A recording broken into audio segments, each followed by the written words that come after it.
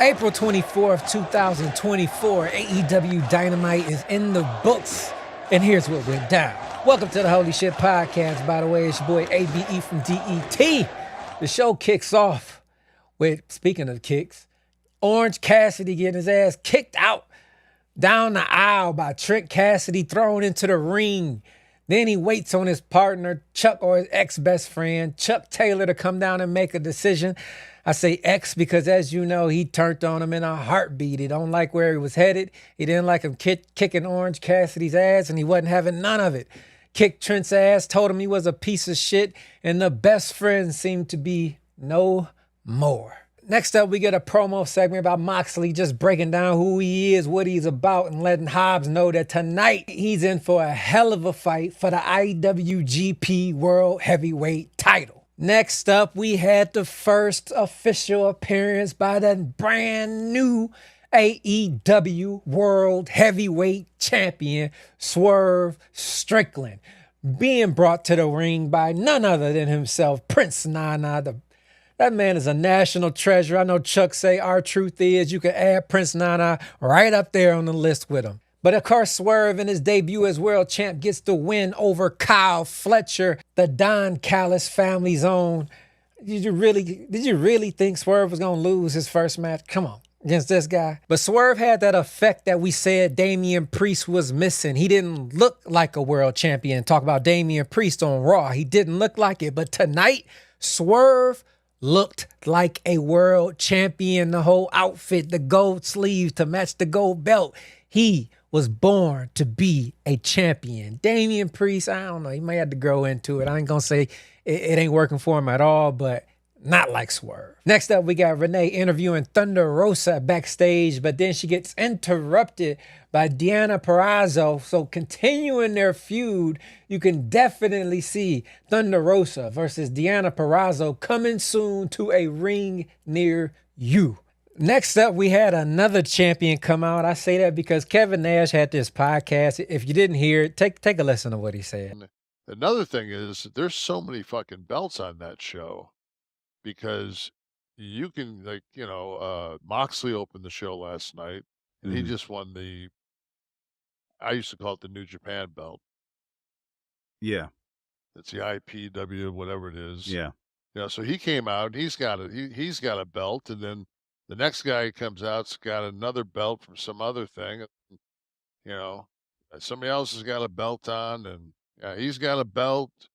And then Samoa Joe's got a belt. And I'm like, well, who the fuck is that? Okay, so and then they have these 6-mans where nobody has a belt, and you realize, okay, this must be the shitbirds. And he is 100% right. Everybody got a goddamn belt. Here comes the, what's her name? The Artist of Stardom champion, Mina Shirakawa, coming down with Mariah May, Tony Storm's assistant. I guess they was tag team partners back in the day, so she came to the ring to welcome her to AEW or whatnot. She won. She defeated Anna Jay, but afterwards, Anna Jay started jumping on Mariah Jay, knocked out Shirakawa. Then comes to the ring Tony Storm to save her protege, Mariah May, setting up a match in the near future with Serena Deeb, because at the end, she comes down to poke her nose into it as well. So look forward to Serena Deeb getting beat by Tony Storm, because there's no way she's taking that title. Next up, another champion, man. Kevin Nash was right. But anyway, it's a deserving champion. We get Willow to the ring, the new TBS Women's Champion, well-deserved.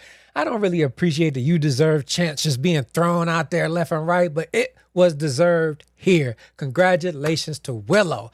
But you knew the celebration would not last long, and here comes Mercedes Moné, letting it be known clear as day she will be the heel in this feud, smacking the hell out of Willow at the end of this segment, and basically just setting a whole story on fire, because before this week it was dead. I see a lot of people online complaining about Mercedes Moné's promo, but I thought it was fire. I thought she killed it. I thought Willow killed it. They both was believable, and they took the storyline to a whole nother level. Now I'm ready for Double or Nothing. Now I'm invested in Willow versus Mercedes Moné for the TBS Championship. And shout out to Stokely.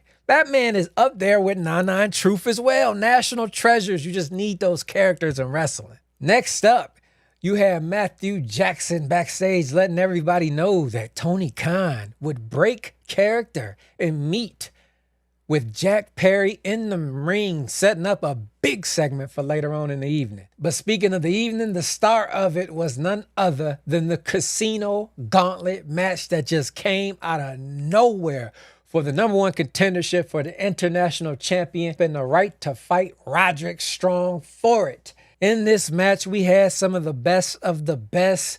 We had Switchblade, Dante Martin, Penta, Kyle O'Reilly, Jay Lethal, Lance Archer. El Commander was thrown in there. Yeah, you can't have them all. But then the star of the show, Will Ospreay, who took the win and will be fighting Roderick Strong at Double or Nothing for the International Championship.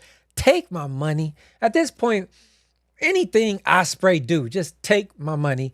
The best wrestler on the planet, period. I mean, what else is it to say?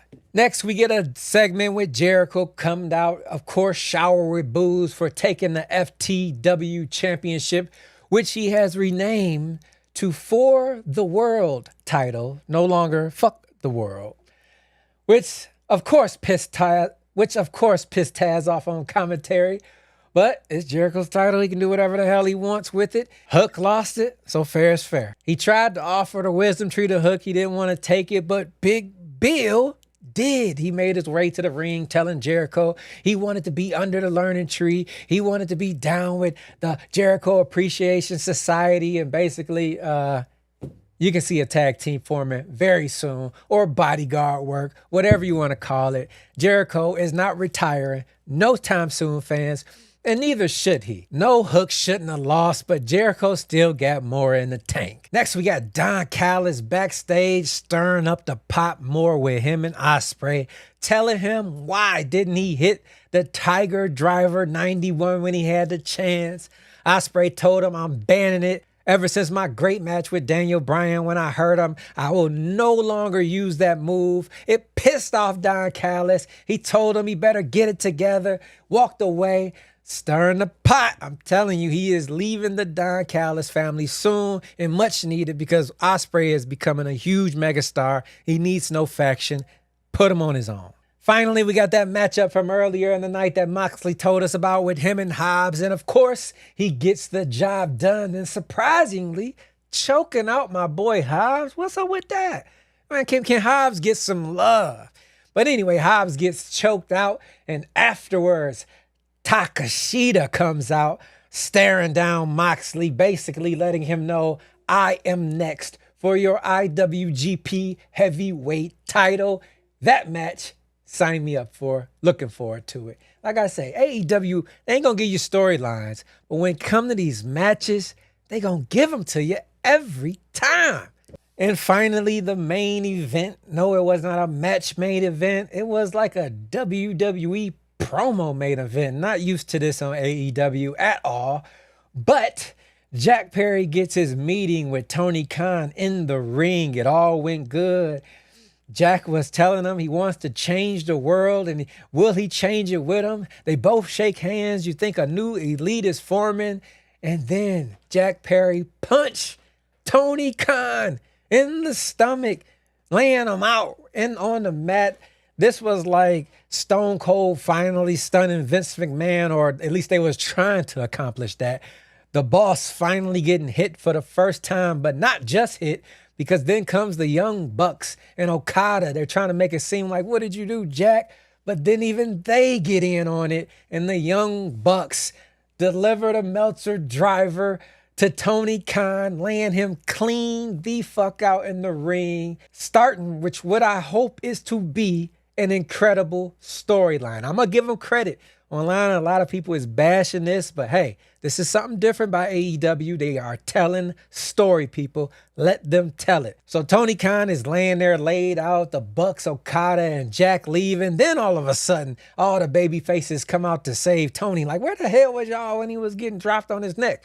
But anyway, bringing them out made the whole segment more real, and they even brought his dad out, hovering over him, making sure he was all right. The internet can hate on this segment all they want. I enjoyed it. I'm looking forward to see what story they trying to tell us. On a scale of 1 to 10, I got to give this week's Dynamite a solid 8.7. Just seeing Swerve there alone took it up a whole point. Would have been lower, but like I say, seeing Swerve with that belt, that is what a champion should look like. But till next time, y'all know who it is. It's your boy ABE, and you tune in to the Holy Shhh Podcast.